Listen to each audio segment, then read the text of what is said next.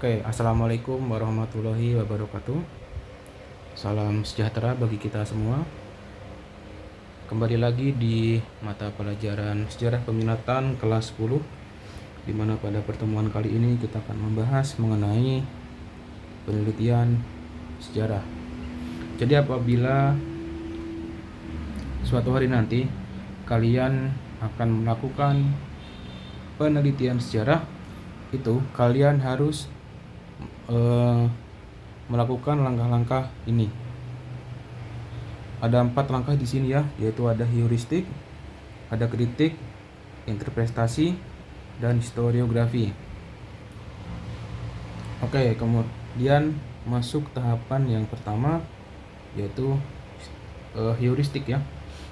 Jadi ketika kalian akan melakukan penelitian sejarah, yang harus kalian lakukan yang pertama adalah heuristik. Apa itu heuristik? Heuristik merupakan tahapan mengumpulkan sumber sejarah. Jadi apabila kalian apabila kalian akan melakukan penelitian sejarah mengenai Hamengkubuwono ke-9 misal, kalian harus mencari sumber sejarah yang berkaitan dengan Hamengkubuwono ke-9. Contohnya ada di sini ya. Contohnya adalah buku ini. Selain itu, apabila kalian ingin melakukan penelitian sejarah tentang Ir Soekarno misalnya, ya kalian harus mencari buku-buku atau sumber-sumber yang berkaitan dengan Ir Soekarno. Jadi sumber di sini bukan hanya buku saja ya, bisa kalian mencari catatan, baik itu surat kabar, kemudian ada juga wawancara apabila kalian ingin melakukan wawancara. Kemudian ada juga dari jurnal ya, yang terkait dengan topik atau tema yang kalian teliti.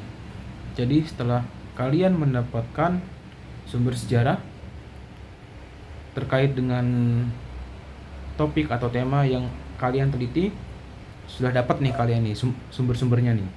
Kemudian masuk ke tahapan kritik. Ya, ini tahapan kedua. Di tahapan ini kalian akan mengkritik atau memverifikasi sumber yang sudah kalian dapat, di mana di sini ada kritik intern dan kritik ekstern. Kritik intern sendiri merupakan penilaian terhadap keaslian isi baik keterangan lisan maupun tertulis. Sebagai contoh, membandingkan naskah teks proklamasi kemerdekaan Indonesia yang ditulis tangan oleh Insinyur Soekarno dengan naskah teks proklamasi kemerdekaan Indonesia yang diketik oleh Sayuti Melik. Nah, walaupun sama, tapi naskah yang asli itu merupakan naskah yang ditulis oleh Sayuti Melik karena ditandatangani oleh Soekarno. Kemudian ada juga kritik ekstern. Jadi kritik ekstern ini merupakan proses penilaian terhadap bahan-bahan dari sumber sejarah. Sebagai contoh ya, pada zaman Hindu Buddha manusia belum mengenal kertas. Maka media yang digunakan untuk menulis adalah batu, kemudian ada kayu, ada tulang, kulit binatang, dan daun lontar. Jadi apabila kalian meneliti kerajaan-kerajaan Hindu Buddha di Indonesia, itu tidak akan mungkin kalian menemukan untuk sumber primer ya, tidak mungkin kalian menemukan misal kitab-kitab yang menceritakan tentang kerajaan tersebut yang ditulis menggunakan kertas. Itu tidak mungkin itu. Adanya dari daun lontar atau juga dari batu. Ini contohnya ada prasasti ya. Itu kalian harus paham benar karena ini sangat penting buat kedepannya. Kemudian setelah tahapan kritik, kemudian tahapan interpretasi, di mana tahapan interpretasi ini adalah penafsiran ya terhadap sumber-sumber sejarah yang terpilih sebagai bukti penelitiannya.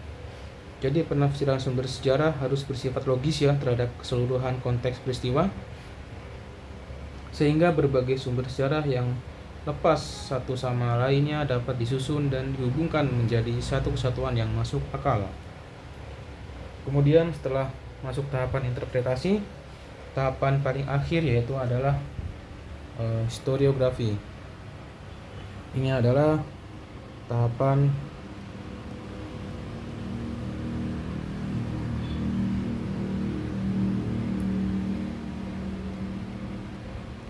akhir dari penelitian sejarah.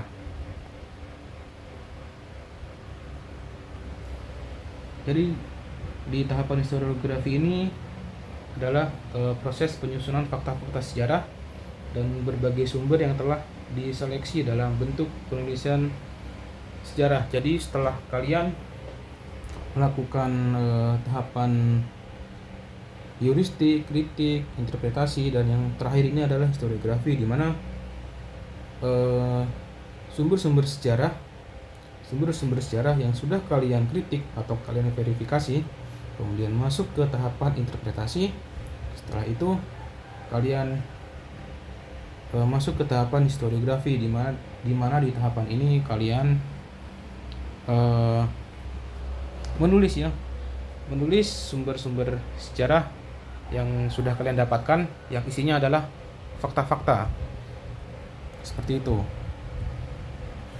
Oke, jadi untuk tahapan atau langkah-langkah metode sejarah cukup sampai sini, karena historiografi merupakan tahapan terakhir ya. Dan kemudian apabila kalian nanti akan meneliti suatu peristiwa sejarah, alangkah baiknya yang perlu kalian perhatikan adalah ketersediaan sumber. Apabila sumbernya banyak ya akan sangat mudah. Namun apabila sumbernya sangat sedikit, nah itu akan mempersulit kalian ke depannya. Bisa-bisa penelitian kalian bisa berhenti di tengah jalan karena saking sedikitnya sumber yang ada. Nah, kemudian bentuk penelitian sejarah ini ada dua, yaitu penelitian kepustakaan. Jadi biasanya untuk penelitian kepustakaan ini sumber-sumbernya sepenuhnya ya, atau ya semuanya itu dari buku atau dari catatan. Berbeda dengan penelitian lapangan atau observasi. Biasanya untuk penelitian lapangan ini adalah apabila kalian ingin meneliti sejarah kebudayaan dari suatu daerah. Contoh di Kuningan itu ada kebudayaan Sereng Tahun, di mana apabila kalian ingin meneliti kebudayaan Sereng Tahun, ya kalian harus melakukan penelitian lapangan. Karena untuk kepustakaan sebenarnya tidak begitu banyak ya buku yang mencatat perayaan tersebut. Oke, kemudian kita masuk ke materi selanjutnya, yaitu materi historiografi. Jadi historiografi ini merupakan tulisan sejarah ya, dimana di Indonesia dibagi menjadi 3. Ada historiografi tradisional, historiografi kolonial, dan historiografi nasional. Oke, kita masuk ke historiografi tradisional, di mana biasanya historiografi tradisional ini bersifat istana sentris. Artinya apa? Artinya historiografi tradisional ini menceritakan kehidupan raja atau cerita sebuah kerajaan ya. Contohnya adalah kitab Negara Kertagama, di mana kitab Negara Kertagama ini menceritakan kerajaan Majapahit yang pada waktu itu diperintah oleh Raja Hayam Wuruk. Kitab Negara Kertagama ini juga mengisahkan perjalanan Hayam Wuruk, ketika Hayam Wuruk ini melakukan kunjungan kerja ke daerah-daerah kekuasaannya. Kemudian ada juga kitab Pararaton, di mana kitab Pararaton ini menceritakan kerajaan Singasari ya dan Majapahit. Kemudian ada juga Kidung Sundayana, yang mana itu juga menceritakan kerajaan Majapahit, di mana diceritakan juga Perang Bubat. Kemudian ada lagi Babat Tanah Jawa, kemudian ada juga Babat Pajajaran, Babat Majapahit, Babat Cirebon, Babat Kartasura, dan lain-lain. Terus yang selanjutnya historiografi kolonial, di mana historiografi kolonial ini penulisnya adalah orang-orang Eropa ya.